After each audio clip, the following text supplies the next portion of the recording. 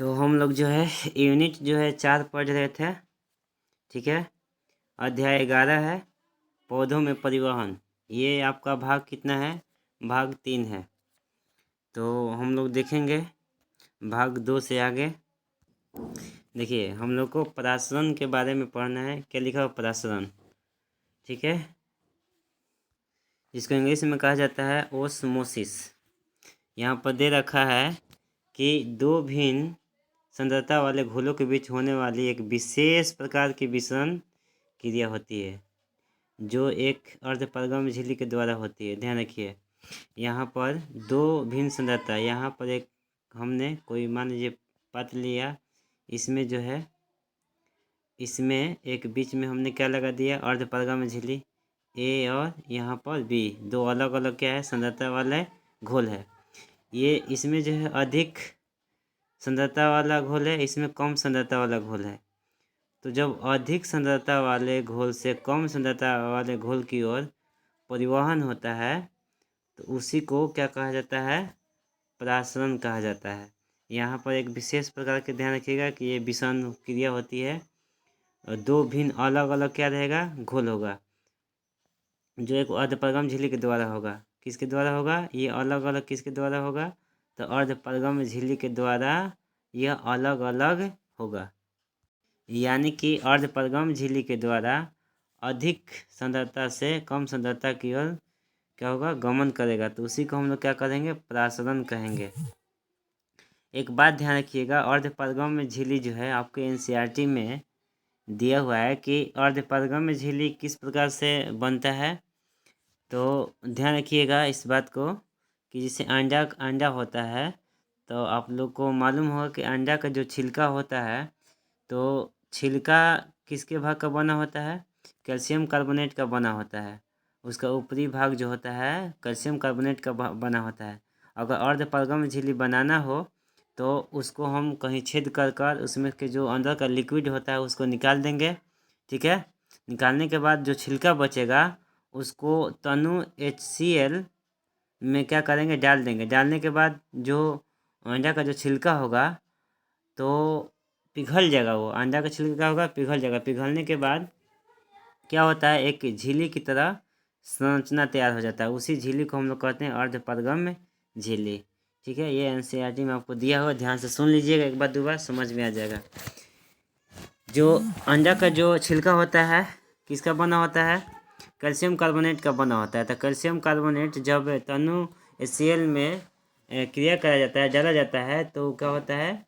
गल जाता है, पिघल जाता है। पिघलने के बाद एक झिल्ली जैसा आवरण तैयार हो जाता है, उसी को अर्धपरगम झिल्ली कहते हैं। यहाँ पर आपको एनसीईआरटी में दिया हुआ है, ठीक है। तो बात को आप लोग समझिएगा। चलिए आगे देखते हैं हम लोग। यहाँ पर भी देखिए आकृति में यहाँ पर दिखा है कि अधिक ये जल है, एक ब्लू से जो जल है ये जल विलेय के क्या है? अणु है। तो अधिक सांद्रता है, चूँकि जल यहाँ पर अधिक है, विलेय कम है, तो अधिक सांद्रता हम बोलेंगे। ये कम सांद्रता मतलब जल इधर कम है और विलेय के जो कण है वो क्या है? बहुत ज़्यादा है। विलेय का कण जो का है बहुत ज़्यादा है, तो अधिक सांद्रता से कम सांद्रता की ओर गमन करेगा, ठीक है, एक परगम में झिल्ली द्वारा। तो उसी को हम लोग क्या कहेंगे? परासरण कहेंगे। आपको यही आकृति है, यही वाला एक चीज़ है, ठीक है। आगे देखते हैं। अब देखिए परासरण हम लोगों ने देखा, अब देखेंगे परासरण दाब किसको बोलेंगे, ठीक है। तो यहाँ पर देखिए दिया हुआ है कि संख्यात्मक आधार पर परासरण दाब परासरण विभव के क्या होता है? बराबर होता है। परासरण दाब में प्रयुक्त जो दाब होता है वो हमेशा क्या होता है? सकारात्मक होता है, यानी पॉजिटिव होता है। और परासरण जो विभव होता है वो क्या होता है? नकारात्मक होता है, यानी नेगेटिव होता है। विलयन में बाहर से लगाया गया वह दाब जो परासरण की क्रिया को रोक दे। ध्यान रखिएगा कि विलयन पर बाहर से लगाया गया वह दाब जो परासरण क्रिया को रोक दे उसको क्या कहते हैं? परासरण दाब कहते हैं। यहाँ पर देखिए, यहाँ पर जो लिया गया है, तो एक मान लीजिए यहाँ पर एक पात्र है इस प्रकार से, और इसमें जो है क्या भरा हुआ है? ये जल है। ये क्या भरा हुआ है? ये जल भरा हुआ है, प्योर जल भरा हुआ है, जिसकी सांद्रता क्या है? अधिक है। और ये जो जाल जैसी संरचना बनाया हुआ है, ये इसमें जो क्या है? ये विलेय भरा हुआ है। और यहाँ पर लगा हुआ है क्या, अर्धपरगम झिल्ली। तो नीचे से जब ऊपर की ओर जाएगा यानी अधिक सांद्रता से कम सांद्रता की ओर जाएगा, यहाँ पर विलेय कम है तो कम सांद्रता की ओर जाएगा, तो यहाँ पर जब परिवहन होगा जल का अधिक से कम की ओर, तो यहाँ पर जो लगाया गया है एक पिस्टन के रूप में दाब मान लीजिए यहाँ पर लगाया जाएगा, तो पानी को जाने नहीं देगा। एक क्या लगेगा, दाब लगेगा। यही दाब को हम लोग क्या कहेंगे, प्रासरण दाब कहेंगे।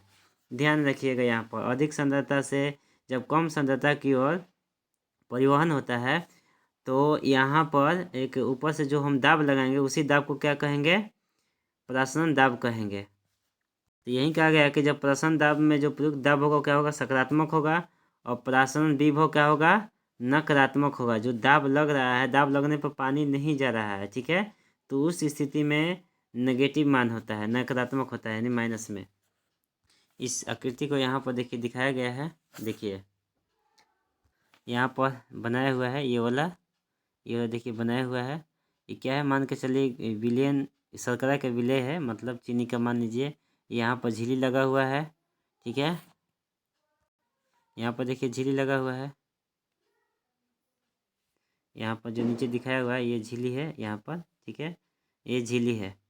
और ये सब जितना भाग दिखाई दे रहा है ये जल है, और इसमें जो है सैल्यूट भरा हुआ है। यहाँ पर भी आप लोगों को दिखाया गया है, यहाँ पर भी दिखाया गया है। देखिए ये चीनी का मान लीजिए क्या है, कण है, इसमें है, विलेय है, और ये पूरा भाग क्या है आपका, जल है, ठीक है। जितना इधर आ रहा है चीनी का कण ऊपर से आ रहा है यानी विलेय है। यहाँ शर्करा का विलयन बताया गया है। झिल्ली ये लगा हुआ है, ठीक है, तो झिल्ली लगा हुआ है और इधर सांद्रण अधिक है। जो जल का सांद्रण है वो अधिक है और विलेय कम है, तो अधिक से जब कम की ओर गमन करेगा उसी को तो प्रासन दाब कहेंगे। और इस स्थिति में प्रासन दाब का होता है, पॉजिटिव होता है, ठीक है। और सैल्यूट जो पोटेंशियल होता है वो क्या होगा, नेगेटिव होगा, यानी विलेय का जो दाब होगा क्या होगा, नेगेटिव होगा, क्योंकि वो ऊपर से दाब लगाएंगे तो पानी जो होगा ऊपर अधिक सांद्रता से कम सांद्रता के नहीं जाएगा। तो उस स्थिति में जो सैल्यूट का मान होगा, पोटेंशियल का मान होगा, विलेय पोटेंशियल का मान हो जाएगा, क्या हो जाएगा, नेगेटिव हो जाएगा। ध्यान रखिएगा यहाँ पर। देखिए फिर यहाँ पर ये दिखाया गया है आपको कि वाटर का सांद्रण कॉन्सेंट्रेशन CON सूचित किए हैं अधिक है और सैल्यूट विलेय कम है। तो उस स्थिति में इसका मान नेगेटिव हो जाएगा, इसका मान क्या हो जाएगा, पॉजिटिव हो जाएगा, जिसको हमने बताया कि प्रासरण दाब पॉजिटिव और सैल्यूट पोटेंशियल क्या हो जाएगा, नेगेटिव। तो ये आपको फिगर है, खींचना उचना नहीं है, ठीक है। आपको मेन यही वाला पॉइंट जो है, ये वाला पॉइंट आप लोग को लिख लेना है, ठीक है। जब भी शुरू बार में देखिए आता है तो आप लोग रुका करके वीडियो जो है लिख लिया कीजिए। चलिए आगे हम लोग देखते हैं। आगे देखिए जीव द्रव्य कुंचन है, क्या है, जीव द्रव्य कुंचन। यहाँ पर दिया हुआ है कि पादप कोशिकाओं में जल की गति के प्रति व्यवहार करना उसके आसपास के घोल पर क्या करता है, निर्भर करता है। ध्यान रखिएगा कि पादप कोशिका जो होता है तो जल की जो गति का व्यवहार होता है उसके आसपास के घोल पर क्या करता है, निर्भर करता है। जीव द्रव्य कुंचन तब होता है जब कोशिका से पानी बाहर की ओर गति करे या अंदर की ओर गति करे। जीव संकुचन तभी होगा जब बाहर की ओर, जब कोशिका से बाहर की ओर गति करे या अंदर की ओर गति करे। जैसे मान के चलिए यहाँ पर ये एक पादप है, क्या है, ये क्या है, पादप है, जो व्हाइट से यहाँ पर गोल खींचे हैं, क्या है, मान के चलिए पादप है, ठीक है। पादप कोई कोशिका है। अब इसमें एक केंद्रक है जिसको क्या कहा जाता है, न्यूक्लियस कहा जाता है, ठीक है। और इसके अंदर में क्या होता है, न्यूक्लियोप्लाज्मिक होता है। केंद्रक के न्यूक्लियर में क्या होता है, न्यूक्लियस में क्या होता है, न्यूक्लियोप्लाज्मिक। और यहाँ पर जो है, और ये सब जो है, ये सब मान के चलिए क्या है, साइटोप्लाज्म है, साइटोप्लाज्म। और ये जो कोशिका है जो बताएं पादप की कोशिका है, तो इसको हमने बाहरी को क्या कहा, सेल वाल कहा है, नहीं कि कोशिका भित्ति, ठीक है। तो कोशिका भित्ति के अंदर ही केंद्रक होता है, मालूम है आप लोग को, ठीक है। और केंद्रक के अंदर क्या होता है, न्यूक्लियोप्लाज्मिक होता है। और यहाँ पर जो दिखाया गया है इस तरीका से ब्लू से, ये सब का हुआ है साइटोप्लाज्म है। और ये दोनों को मिलाकर क्या कहा जाता है, प्रोटोप्लाज्म, आपको बताया गया है। ठीक है, तो प्रोटोप्लाज्म में बहुत क्या संचित रहता है, जल संचित रहता है। ध्यान रखिएगा कि न्यूक्लियोप्लाज्मिक और साइटोप्लाज्मिक को मिला करके क्या बनता है, क्या कहलाता है, हम कह सकते हैं प्रोटोप्लाज्म। क्या कह सकते हैं, प्रोटोप्लाज्म। प्रोटोप्लाज्म में बहुत जल भरा होता है, तो एक तरह से हम कह सकते हैं कि प्रोटोप्लाज्म जो होता है एक प्रकार का जल भी है, हम लोग बोल सकते हैं, क्योंकि पूरा जल भरा होता है, जल से फूला होता है। तो ध्यान रखिएगा, जब इस सब चीज़ को यानी कि पादप कोशिका को जब एक अन्य, जो यहाँ पर नीचे दिखाया गया है, जब एक अन्य विलेय में रखेंगे, यहाँ पर जो विलेय रखा हुआ है, विलेय में रखेंगे किसको, इस पादप कोशिका को हम इस विलेय में रखेंगे। ठीक है, तब क्या होगा, तो उसी वही बात कर रहा है कि यहाँ पर जो क्रिया होता है, पादप के प्रति जो व्यवहार होता है, उसके आसपास के घोल पर निर्भर करता है। यही है, पादप कोशिका में जल की गति के प्रति व्यवहार करना उसके आसपास के घोल के ऊपर क्या करता है, निर्भर करता है। देखिए, हमने इस पादप कोशिका के नीचे क्या रखा है, यहाँ पर देखिए दूसरा रंग से दिखा रहे हैं, यहाँ पर एक रखा, कोई मान लीजिए पात्र है, और इसके अंदर में क्या है, विलेय पदार्थ है। तो वहाँ पर इस पादप कोशिका को जब हम रखेंगे और किस प्रकार से व्यवहार करेगा, उसी को क्या कहेंगे, हम जीव द्रव्य कुंचन कहेंगे। ठीक है, और यहाँ पर ध्यान रखिएगा, जीव द्रव्य कुंचन तब होता है जब कोशिका से पानी बाहर की ओर गति करे या अंदर की ओर गति करे, बाहर से अंदर, अंदर से बाहर। तो ये खींचना नहीं है आप लोग को, ठीक है, केवल यही वाला पॉइंट आप लोग को लिख लेना है, ये समझने के लिए हमने यहाँ बना रखा है। ये सब पहले आप लोग को बताया हुआ है कि न्यूक्लियोप्लाज्मिक और साइटोप्लाज्म में मिलकर प्रोटोप्लाज्म बनता है। ठीक है, न्यूक्लियर होता है, न्यूक्लियस होता है, न्यूक्लियस के अंदर न्यूक्लियोप्लाज्मिक होता है, ये सेल वाल है। ठीक है, चलिए तो आगे देखिए, आगे क्या है यहाँ पर, संपरासरी। ठीक है, क्या है यहाँ पर, संपरासरी है। संपरासरी किसको बोलेंगे, आइसोटोनिक इंग्लिश में बोलता है। यदि बाहरी घोल कोशिका द्रव्य के परासरण दाब को संतुलित करता है। ठीक है, इसमें कोशिका की आकृति समान रहती है। इस कोशिका को क्या कहते हैं, फ्लोसीड कोशिका कहते हैं। क्या कह रहा है यहाँ पर कि मान के चलिए कि ये क्या है, पादप कोशिका है। ठीक है, जिसके अंदर में एक बड़ा भाग क्या होता है, रसधानी होता है। बताया गया है कि पादप कोशिका के अंदर एक बड़ा भाग में क्या होता है, रसधानी होता है। और यहाँ पर मान के चलिए क्या है, साइटोप्लाज्म है। ठीक है, तो इस पादप कोशिका को एक अन्य जगह यहाँ पर रखा जाए और इसमें क्या भरा हुआ है, सैल्यूट भरा होता है, विलेय भरा होता है, तो समान मात्रा में ध्यान रखिएगा कि यहाँ का सांद्रण क्या होगा, समान होगा, और इसके अंदर का भी सांद्रण क्या होगा, समान होगा। जब एक समान होगा तो अंदर के जल जो होगा, अंदर का विलेय बाहर निकलेगा और बाहर का विलेय क्या होगा, अंदर जाएगा। यानी कि अंदर का जो अणु है, जल का अणु, जैसे राजधानी है यहाँ पर साइटोप्लाज्म में, यहाँ पर जो जल का अणु है, इसमें मतलब बाहर क्यों निकलेंगे और बाहर से विलय कहाँ जाएंगे, अंदर क्यों जाएंगे। ठीक है, तो उसी को हम लोग क्या कहेंगे, अब वहाँ पर देखिए समान मात्रा में, यहाँ सांद्रण समान है। ठीक है, बाहर वाला भी अंदर वाला भी, जो इसमें मतलब जो विलय और विलय जो है और जल जो है, दोनों का मात्रा क्या है, यहाँ पर एक समान है। ध्यान रखिएगा, तो यही बात उस स्थिति में कह रहा है कि संतुलित करता है। क्या, बाहरी घोल कोशिका द्रव्य के प्राशन दाब को क्या कहता है, संतुलित करता है। बाहर का जो यहाँ पर घोल है, विलय, ठीक है, तो इसके अंदर के घोल को क्या करता है, संतुलित करता है, अंदर के दाब को संतुलित करता है। इसमें कोशिका द्रव्य की आकृति समान रहती है, इसमें कोई चेंजिंग नहीं आता है। और इस प्रकार जो कोशिका बनता है उसको क्या कहते हैं, फ्लोसीड कोशिका कहते हैं। तो ये केवल पॉइंट लिखकर आप लोग याद कर लीजिएगा। चलिए आगे देखते हैं। आगे आपका अति प्रासनी है। ठीक है, अति प्रासनी में क्या कहा गया है यहाँ पर, यदि बाहरी घोल अधिक सांद्रण युक्त हो। ठीक है, पादप कोशिका से पहले जल क्या जाता है, साइटोप्लाज्म से, तथा बाद में राजधानी से उच्च सांद्रण की ओर आएगा। ध्यान रखिए, साइटोप्लाज्म क्या, राजधानी क्या, ऐसा बताया गया है। तो इस स्थिति में क्या होता है, उच्च सांद्रण की ओर आता है। पादप कोशिका से पहले जल कहाँ आएगा, साइटोप्लाज्म में, उसके बाद राजधानी में, और उच्च सांद्रण की ओर आएगा। जिससे जल कोशिका भी थी वो कोशिका झिल्ली के मध्य भर जाएगा।